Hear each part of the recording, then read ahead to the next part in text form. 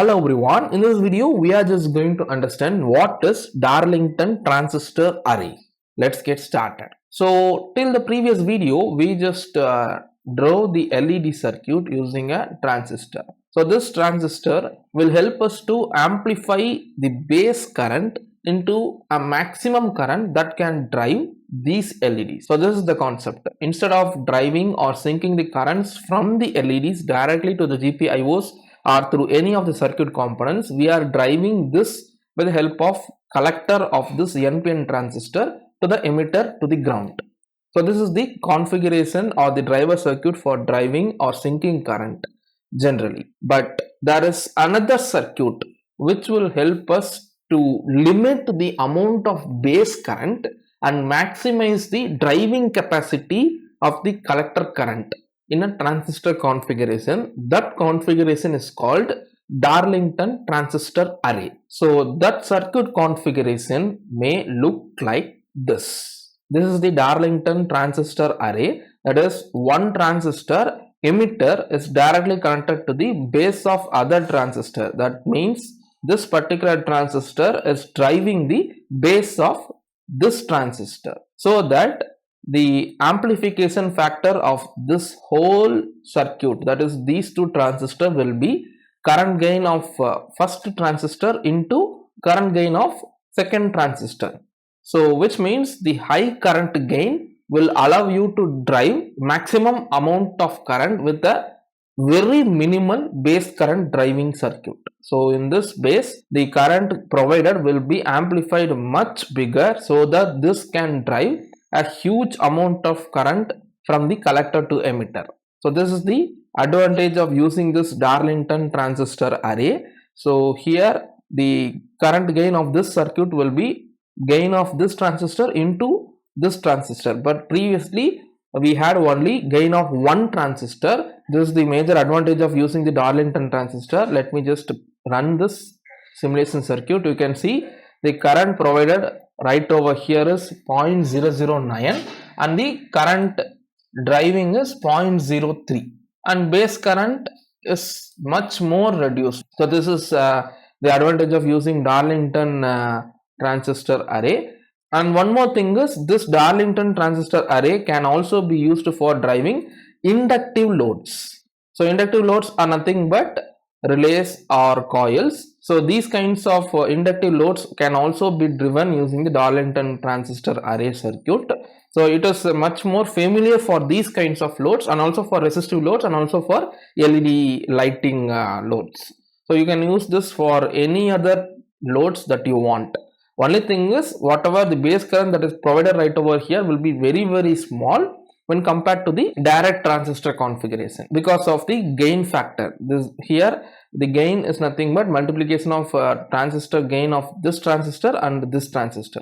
So if you multiply these two gains, if you consider gain of first transistor is 100 and gain of second transistor is also 100, so multiplying 100 by 100 will provide me 10,000 as the total gain of this Darlington transistor array. So you may require only a very small amount of base current for driving the whole coil or motor or relay or LED. That's it. So this is the advantage. Now you don't want to mess up creating all these transistor arrays in your schematic. Instead, there are ready-made integrated circuits with inbuilt Darlington transistor array sequences. So those ICs are nothing but ULN2003A and ULN2803.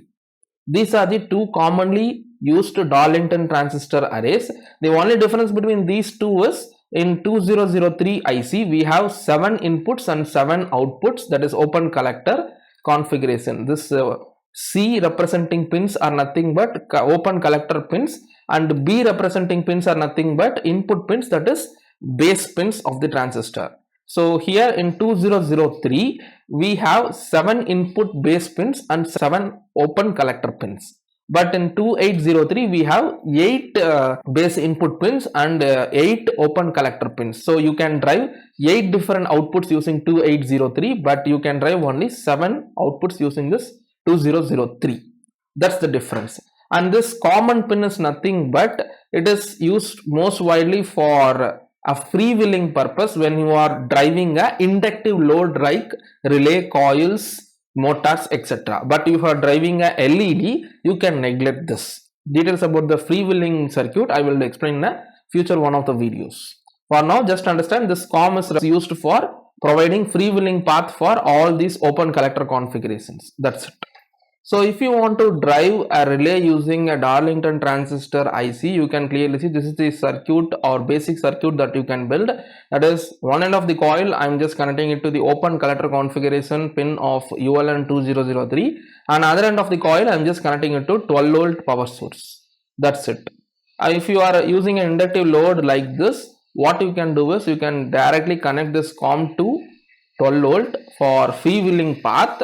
So internally we have a freewheeling path in this particular IC itself. So we can utilize that freewheeling path for avoiding back EMF in the circuit.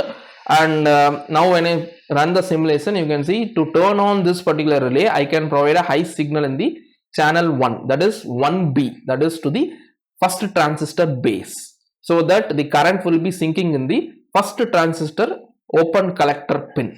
So I am just providing that. You can see the relay is turned on. When I provide 0, I will get the relay turned off. That's it. So whatever may be the load, whether this is a relay, coil or motor or LED, you can connect the same right over here instead of the relay coil, so that you can directly drive that particular output by providing a high signal in the corresponding base pin of the ULN2003. If I want to sync the current in the first collector configuration 1C pin of the ULN2003, I just want to provide a high signal in the 1B terminal of the ULN2003. If I want to sync through 2C, I just want to provide a high signal in the 2B pin of the ULN2003.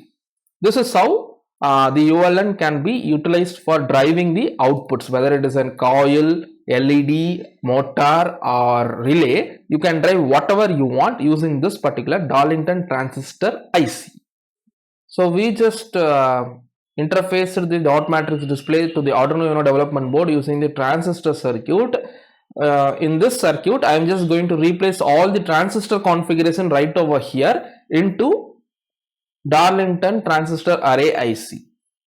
So I have done that. You can see instead of transistor configuration, I have added a ULN2803 with 8 inputs and 8 open collector outputs. So here, since I am driving an LED, I am not using the COM terminal right over here, and the inputs I am just connecting it from the collector pin. This is column 1, column 2, column 3, column 4, and this is final pin is column 8. And other end of the Darlington IC, that is the open collector end, I am just connecting it to the respective columns of the dot matrix display. I don't want to change anything in the program from the previous program, because if I turn on this particular pin, the column 1 will be syncing the current and it will be activated. Similarly, if I turn on A4, the column 8 will be syncing the current and it will be activated. So that is the program that we have written in the transistor configuration also. If you have not watched that video, please refer to that video for detailed explanation of the program part. Now I am running this program expecting the same output, that is all the first row LEDs will be lighted up as per the previous video program. So that is done. You can clearly see I am getting the same output. So I hope in this video you learned what is Darlington transistor array, the internal structure of it, and various schematics that you can build for driving various loads with this Darlington transistor array ICs. See you in the next video. Thanks for watching.